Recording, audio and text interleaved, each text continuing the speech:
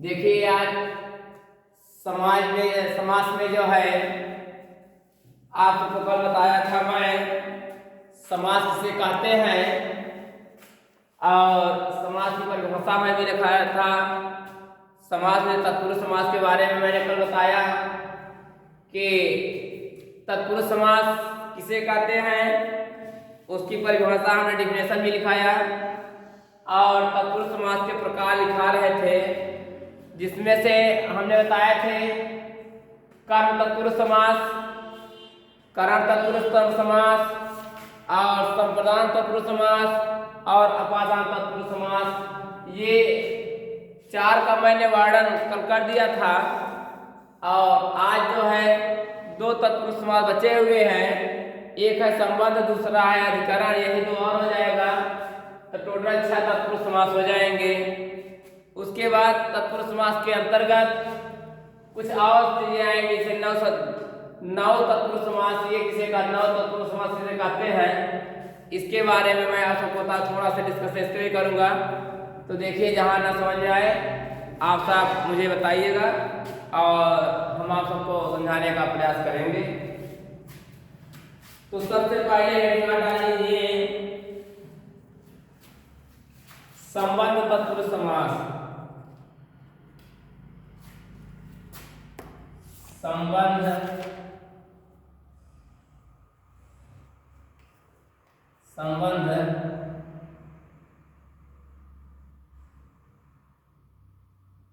तत्पुरुष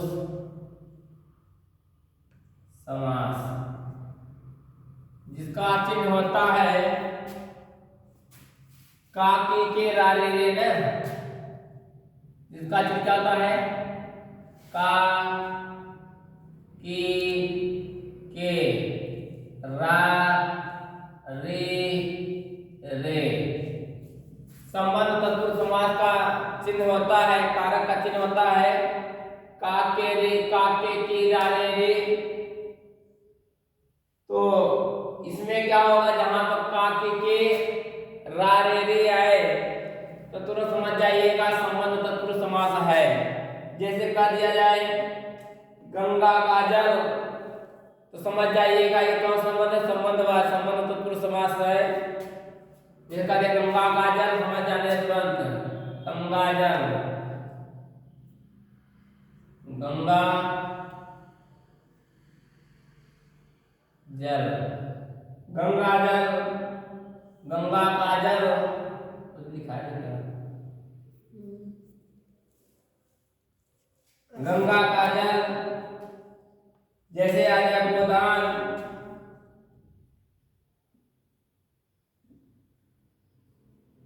गोदान, गो को दान कर लिया, गो का दान गोदान, गो का दान गोदान। जैसे आ जाए ऋषि कन्या, ऋषि,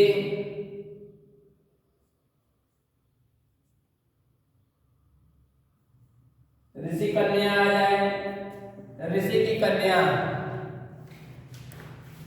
ऋषि कन्या, ऋषि की राजकन्या भी होगा, कन्या, राजकन्या, राजा, राजा का कन्या,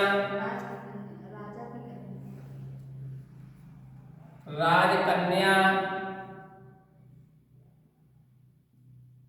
राजा की कन्या होगी। जैसे आ जाए अछूतोद्धार, अछूतों का उद्धार,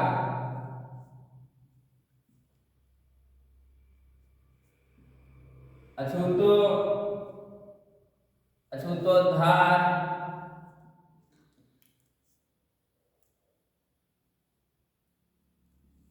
अछूतोद्धार, अछूतों का आधार, अछूतों का आधार। जैसे आए कर्म योगी, कर्म का योगी, कर्म योगी, कर्म का योगी। ये रहा संबंध तत्पुरुष समास। उसके बाद अधिकरण आता है, ये 5वें नंबर पर था है, ये 5वां नंबर है। 6ठे नंबर पे आता है अधिकरण। अधिकरण तत्पुरुष समास।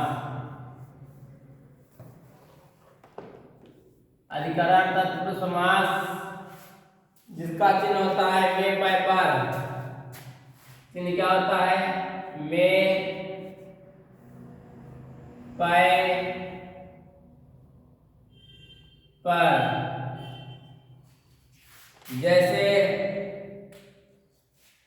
नगरवास, जैसे आ जाए नगरवास। नगरवास, नगरवास का समास क्या होगा? जैसे नगर में वास। नगर में वास, नगर में वास आ गया। कुछ नगर में वास कौन सा समास है? पहले तो आप आश्रय तत्पुरुष तत्पुरुष दाओगे। अगर आश्रय रहेगा अधिकरण तो अधिकरण तत्पुरुष समास की मारना है, ठीक है। ये दूसरा आ गया आत्मनिर्भर। आत्मनिर्भर, आत्मनिर्भर,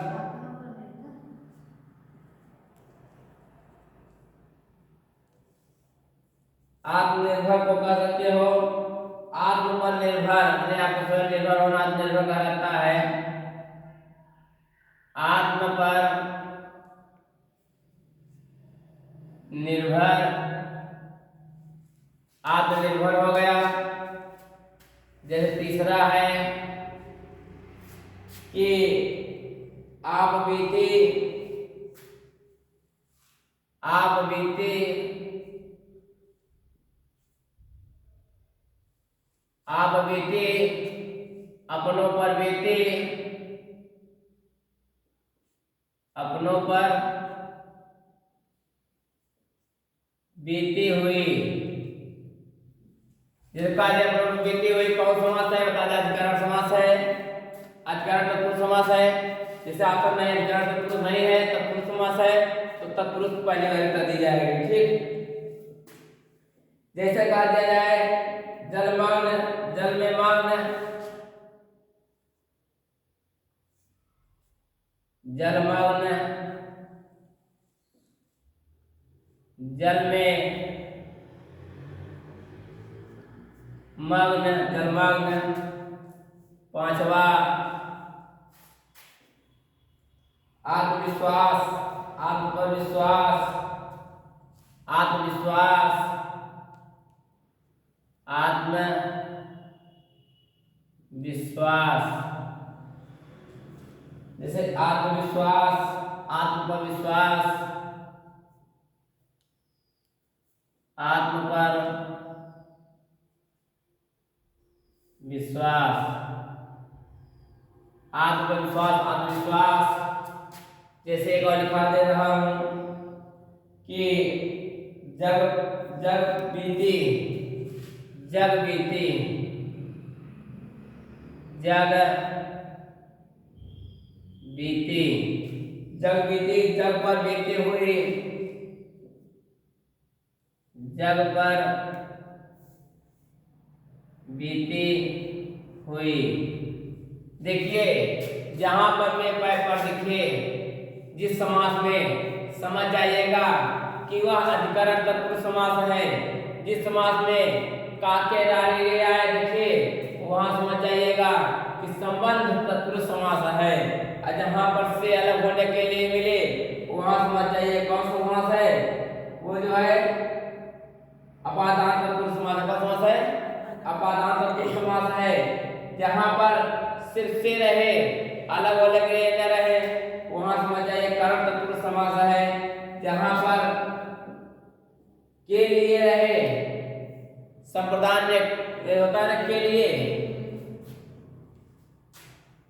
जहां पर भी न्याय के लिए आ जाए तो समझ लीजिएगा कि संपदान तत्पुरुष समास हो रहा है।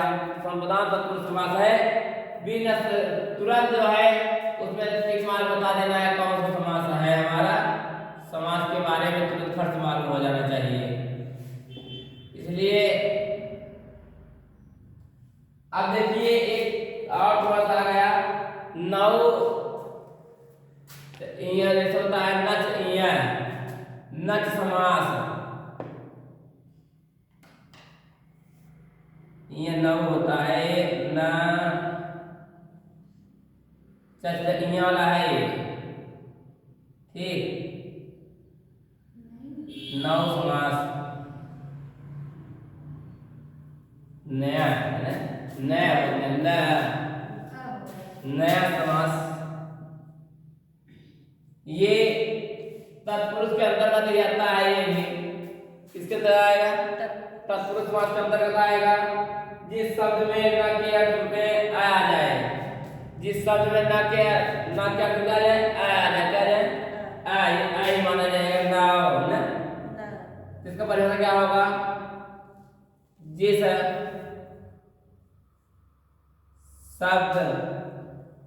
शब्द में न के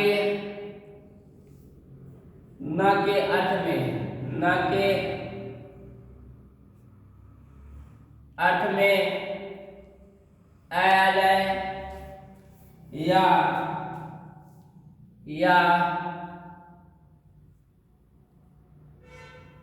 अन आए तो वहां पर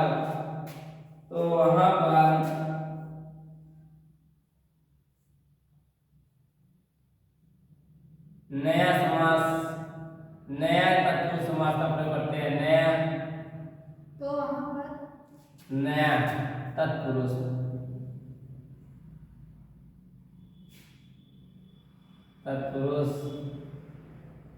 समास कहते हैं। जैसे देखिए एग्जाम्पल देख लीजिए, थोड़ा सा एग्जाम्पल से कंफ्यूजन दूर हो जाएगा। थोड़ा सा एग्जाम्पल जैसे देखेंगे,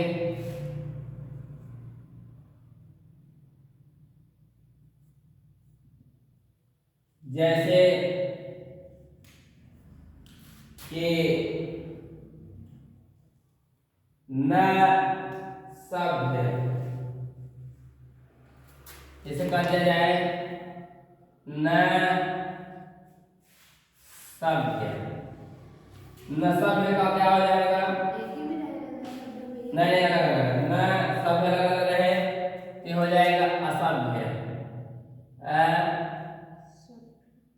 अरे यहाँ लिखा हूं न का आ हो जाए अन हो जाए, तो न सभ्य असभ्य।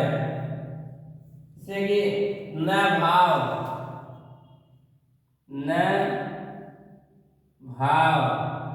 कहोगे अभाव,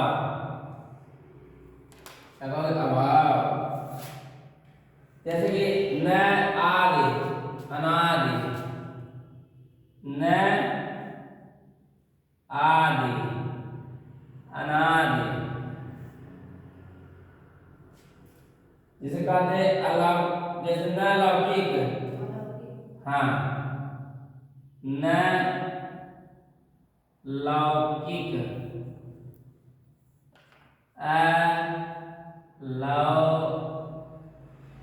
अलौकिक समझ आ रहा है। जैसे कि आ जाए न अंत, न अंत अनंत, ठीक है, न अंत, न अंत अनंत।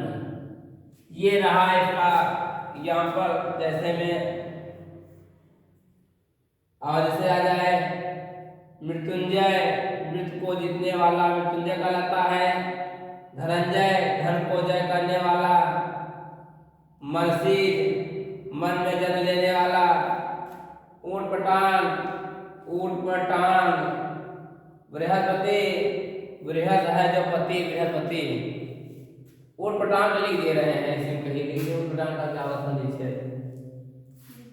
ऊट पटांग का समुच्चय लिख लीजिएगा। ऊट पटांग का होता है ऊंट पर टांग, ऊंट पर टांग, ऊट पटांग किसका है? ये भी लिख लीजिएगा, तत्पुरुष समास है ऊट पटांग, ऊट ऊट ऊट की ऊट पटांग, ऊट पटांग, ऊट पटांग ये ऊट पटांग, समास है। ऊट पटांग का लिख लेना। ऊंट पर टांग बते बेतुका जिसको कहते हैं, ऊंट पर टांग। इसका यही होगा क्या?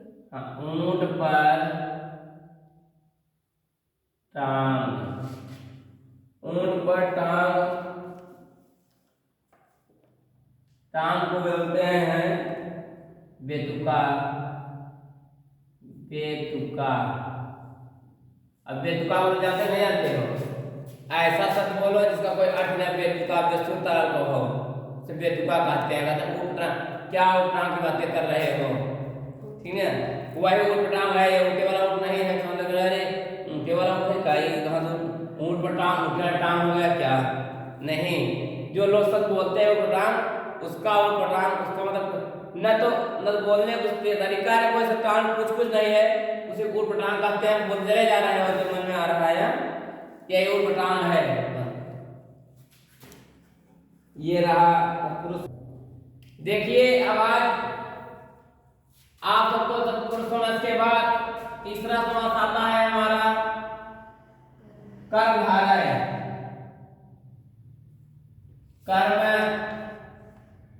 धारय, कर्म धारय समास। कर्मधारय समास की परिभाषा होता है जिस सामाजिक पद का उत्तर पद प्रधान हो और पूर्व पद का उत्तर पद में विशेष और विशेषण अथवा उपमान का संबंध हो, उससे हम लोग कर्मधारय समास कहते हैं। लिख लीजिए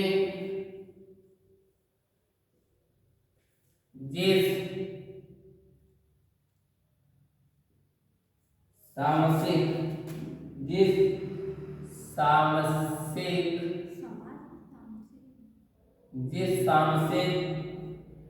शब्द का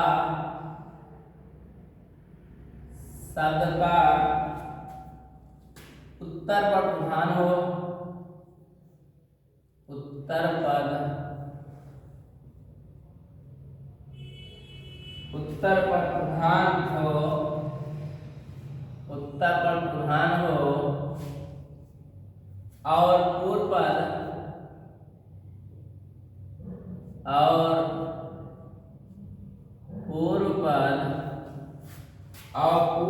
का उत्तर पद और पूर्व पद का उत्तर पद, पूर्व पद का उत्तर पद में, पूर्व पद का उत्तर पद में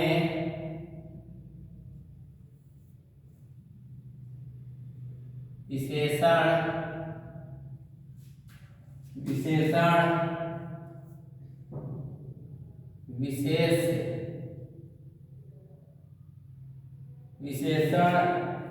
विशेष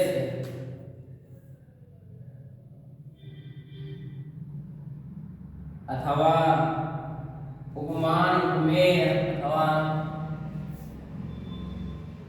उपमान उपमेय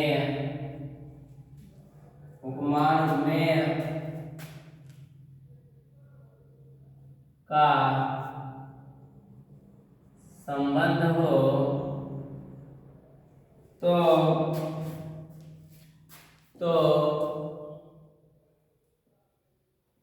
उसे हम कर्मधारय समास कहते हैं। विशेषण और विशेष, जैसे कि नीलकंठ, नील प्लस कंठ क्या है, नील जो है विशेषण है, कंठ जो है विशेष है। जैसे मैं बता दे रहा हूँ, थोड़ा सा इसमें दिखा दे रहा हूँ, बाकी इसका जो ग्राफ माध्यम कैसे होता है।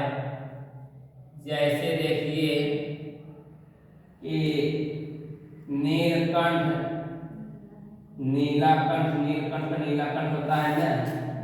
जैसे कि हम कह दें कि नील कंठ, नीलकंठ का क्या लिखे हैं, चलिए नील, नीलधन कंठ, नीलधन कंठ, तो क्या नीला कंठ क्या आएगा, नीला कंठ। मतलब इसमें नील क्या है, विशेषण है, नील क्या है, नील विशेषण है, विशेषण है, कंठ क्या है, विशेष, विशेष, विशेषण और विशेष मिलकर के जो है कर्णधारय की उत्पत्ति कर रहे हैं, जो जाकर के नीलकंठ बन जा, नीला कंठ हो जाना है। नीलकंठ का नीलधन कंठ, नीला है कंठ, जिसका अर्थात क्या, किसका नीला है, शंकर जी का। पीतधन, पीतांबर, पीतधन अंबर, पीला वस्त्र का सकते हो ना, हाँ, पीत,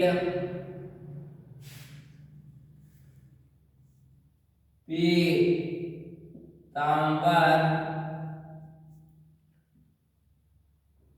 पीतधन अंबर, अर्थात पीला वस्त्र, जिसका अर्थात बने, अर्थात पीला वस्त्र, क्या हो, पीला वस्त्र हो।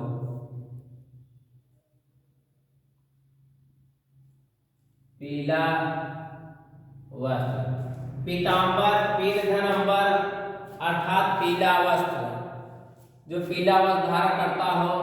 कौन करता है पीला वस्त्र धारण, श्री कृष्ण। इसी नियम को ग्राफ द्वारा कैसे दिखाया जाता है, देखिए कर्मधारय को ग्राफ द्वारा कैसे दिखाया जाएगा। कर्मधारय समास को, कर्मधारय समास को ग्राफ द्वारा, ग्राफ द्वारा कैसे दिखाया जाएगा, देखिए इसे, जैसे कि हम लिख दे रहे हैं कर्मधारय समास, यहाँ लिख दे रहे हैं कर्मधारय समास,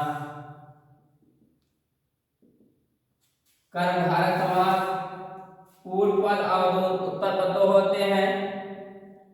एक क्या होता है, एक होता है पूर्व पद, दूसरा क्या है, उत्तर पद है। पूर्व पद में अप्रधान होता है, क्या होता है, अप्रधान, अप्रधान। उत्तर पद में प्रधान होता है,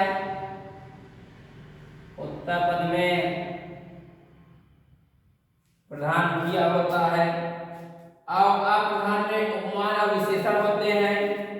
जो अप्रधान होता है इसमें उपमान और विशेषण होता है, उपमान या विशेषण।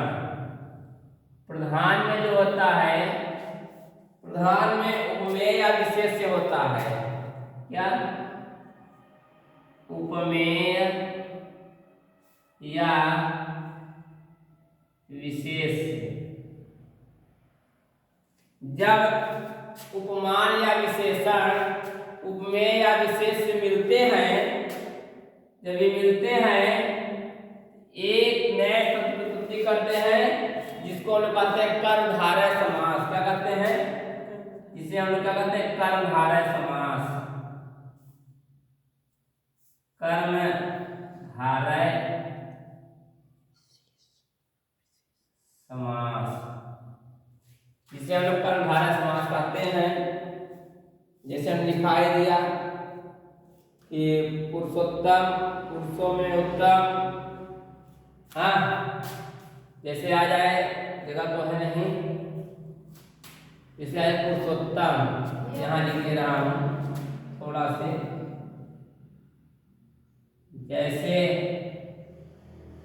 पुरुषोत्तम, पुरुष धन उत्तम लिख दे रहा हूँ, पुरुष धन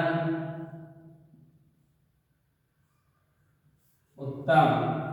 पुरुष हमारा क्या है? संज्ञा है। उत्तम क्या है? विशेषण है। क्या है? विशेषण है। इसलिए क्या बना? कर्ता, पुरुष जो कर्ता संज्ञा और विशेषण मिल करके जो है क्या शब्द बना? पुरुषोत्तम। क्या बना? पुरुष धन उत्तम बराबर क्या हुआ? पुरुषोत्तम। क्या हुआ? पुरुषोत्तम।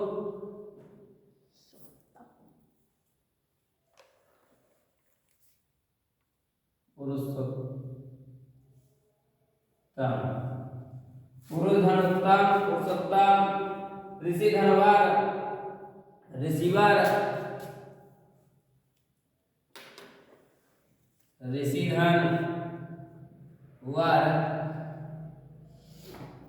ऋषिवर। ठीक, ये सब याद किए रहिएगा, ध्यान रहे, भूलना मत। इसी स्थिति में कर्णधारय का ग्राफ उल्टा ही बनेगा।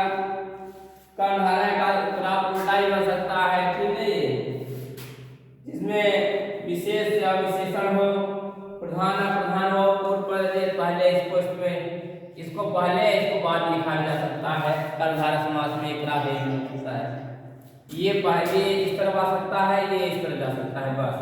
पूर्व पद जगह में रहेगा, उत्तर पद में जगह में रहेगा, प्रधान यहाँ आ सकता है पूर्व पद के बाद, और अप्रधान उत्तर पद के बाद जा सकता है।